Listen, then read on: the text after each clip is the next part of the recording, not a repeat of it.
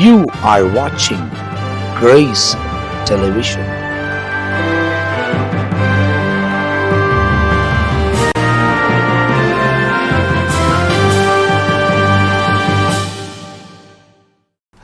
ஆண்டவர் மறுமை இரட்சகரமாக இருக்கிற இயேசு கிறிஸ்துவின் நாமத்தில் உங்கள் யாவருக்கும் அன்பின் வாழ்த்துக்கள். இந்த நல்ல காலை நேரத்தில் மறுபடியுமாய் இன்னொரு எபிசோடாகிய கிரேஸ் தொலைக்காட்சியின் வாயிலாக உங்களை சந்திப்பதில் மிகுந்த மகிழ்ச்சியாக இருக்கிறேன். கர்த்தர் நல்லவர், அவர் கிருபை என்றும் உள்ளது, அவருடைய இரக்கங்கள் தலைமுறைக்கு உள்ளது என்பதாய் கர்த்தருடைய வசனத்தில் சங்கீதம் 100 நம்ம வாசிக்கிறோம். 5ஆம் வசனம் அப்படியே சொல்லப்படுகிறது. அருமையான தேவஜனமே, இந்த நல்லதொரு காலை நேரம் உங்களுக்கு ஒரு ஆசீர்வாதமான நாளாக மாறட்டும்.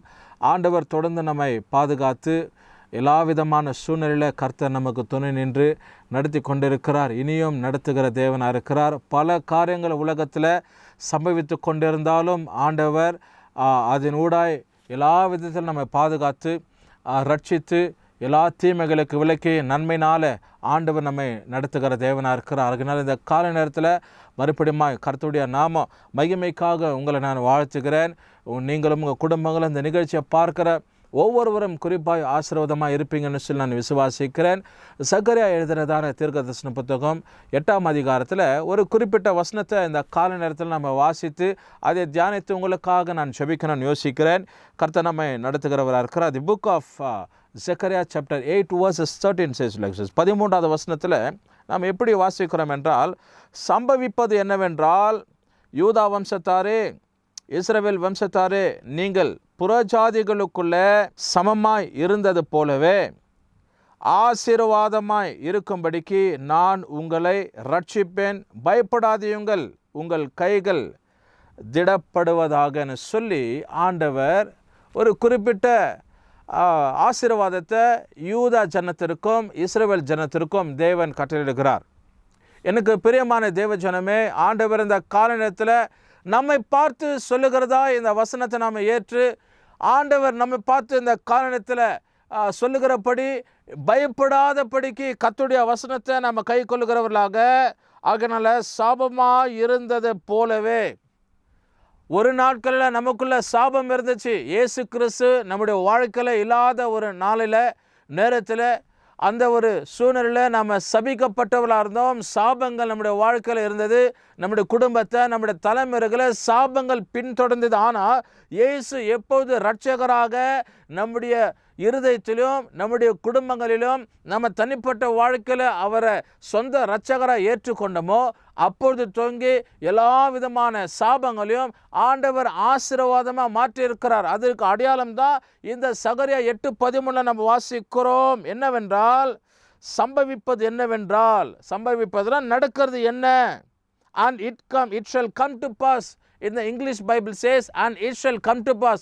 நடக்க வேண்டியது என்னவென்றால், யூதா வம்சத்தாரே, இஸ்ரவேல் வம்சத்தாரே, நீங்கள் புறஜாதிகளுக்குள்ள சாபமாய் இருந்தது போலவே சாபமாய் இருந்தாங்க.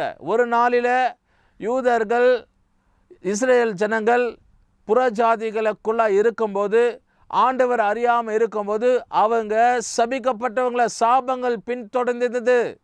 சாபமாக இருந்தாங்க அவங்க வாழ்க்கை. ஆனாலும் இப்போ ஆண்டவரை அவங்கள தெரிஞ்சு கொண்ட பிற்பாடு எல்லா சாபங்களையும் முறித்து கர்த்தர் ஆசீர்வாதத்தை கொடுத்திருக்கிறார். அப்படி போல நம்முடைய வாழ்க்கையிலும் ஆண்டவர் எல்லா விதமான சூழ்நிலைகளை கர்த்தர் மாற்றி ஆசீர்வாதத்தையும் நன்மைகளை தந்தருளுகிற தேவனாக இருக்கிறார். ஆகினால சாபம் எல்லாவற்றையும் கர்த்தர் ஆசீர்வாதமாக மாறும்படிக்கு நானே உங்களை ரட்சிப்பேன்.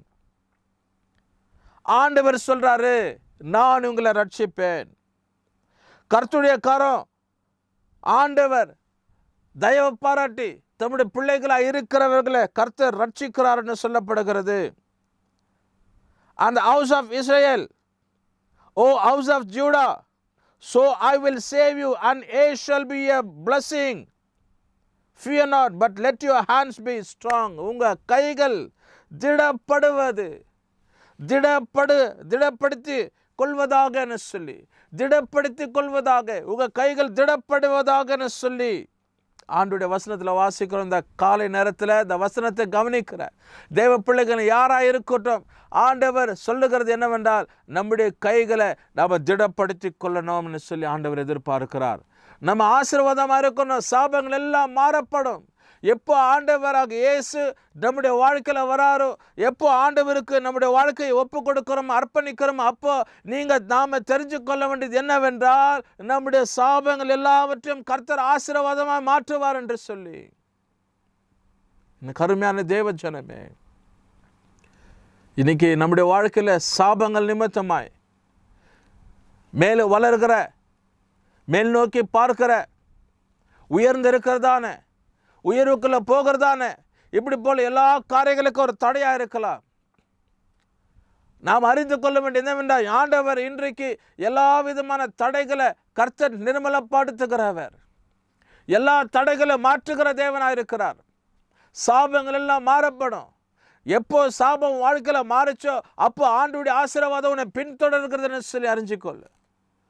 இன்றைக்கு அநேகருடைய வாழ்க்கை சபிக்கப்பட்டிருக்கிறது. சாபங்கள் பின்தொடர்ந்து கொண்டு இருப்பதற்கு அடையாளம் என்ன அப்படின்னா, தேவனுடைய காரியங்களை அவங்க வாழ்க்கையில் தேவனை அவங்க பிடிச்சு கொள்ளாதபடிக்கு இருக்கிறபடினாலே, தேவனை அவங்க தெரிந்து கொள்ளாதபடிக்கு இருக்கிறபடினாலே, ஆண்டவரை அவங்க ஏற்றுக்கொள்ளாதபடிக்கு கர்த்தருடைய வார்த்தையை யோசிக்கிறதும் கர்த்தருடைய வார்த்தையை பின்பற்றுறதுமா இல்லாதபடிக்கு அவங்க வாழ்க்கையை இன்னமா உலகமாக ஆண்டவரை நோக்கி போகாதபடிக்கு உலக காரியங்களை வாழ்க்கையை செலுத்தி கொண்டிருக்கிறபடினால சாபங்கள் பின்தொடர்ந்து கொண்டிருக்கிறது.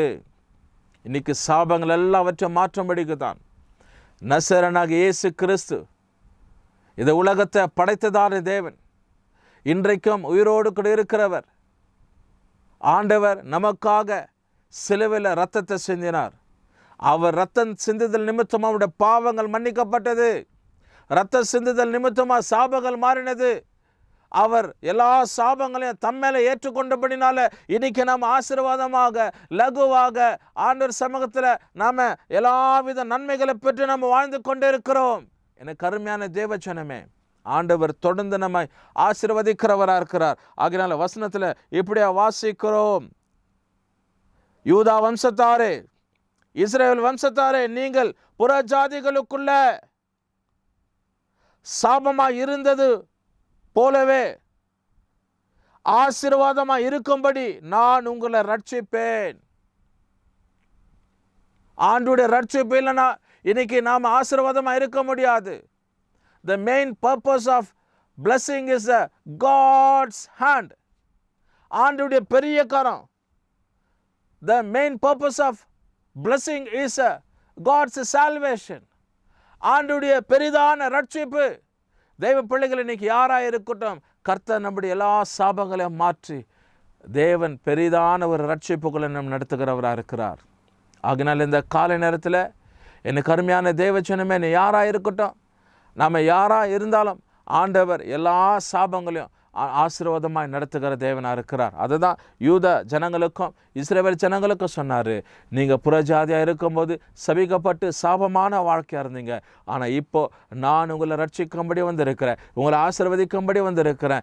இன்னைக்கு துவங்கி உங்கள் கரங்கள் திடப்படுவதாக, உங்கள் கரங்கள் உயர்த்தப்படுவதாக, நீங்கள் ஆசீர்வாதமாக இருப்பீங்க அப்படின்னு சொல்லி ஆண்டவராகிய தேவன் நமக்கு வாக்குத்தத்தத்தை கொடுக்கிறார். இந்த கால நேரத்தில் இந்த வசனத்தை கவனிக்கிற உங்கள் வாழ்க்கையில் கர்த்தர் ஒரு பெரிய ஆசீர்வாதத்தை, நன்மையான காரியங்களை இதுவரைக்கும் நீங்கள் கண்டிராத, இதுவரைக்கும் வாழ்க்கையில் அனுபவிக்காத ஒரு பெரிய ஆசீர்வாதமான காரியங்களை உங்கள் வாழ்க்கையில் நீங்கள் பின்தொடரும்படிக்கு தேவ சமூகத்தில் விட்டு கொடுங்க.